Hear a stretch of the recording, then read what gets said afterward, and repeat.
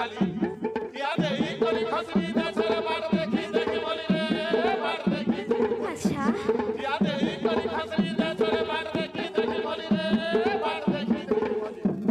ए भाषाटा हाँ ई भाषाटा हाँ हाँ ई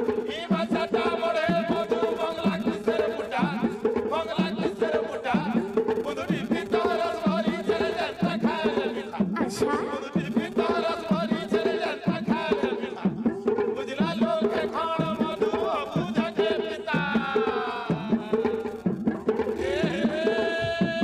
हाँ मैं तो रसा ये रसर धीरे धीरे करके पाछले आछले महलू का चल छाली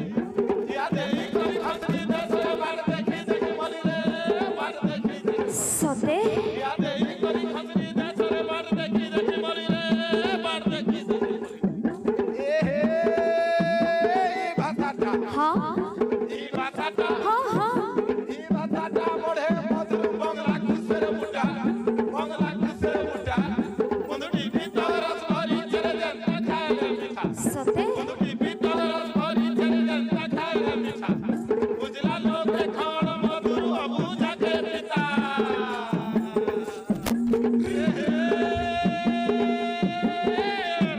हाँ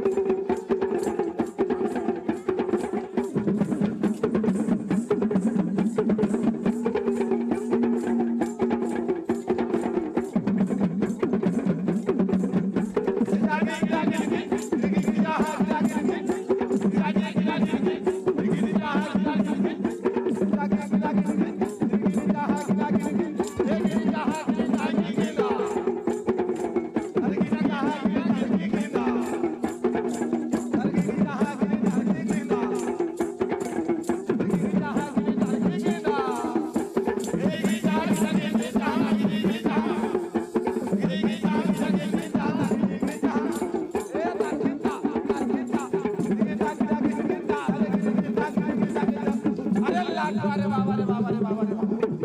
दिही पाड़ पड़ा दिही माटा गुड़ा दिही लूदू गुड़ा अरे बाबा पेटोल लागी ना रे बाबा उष्या अरे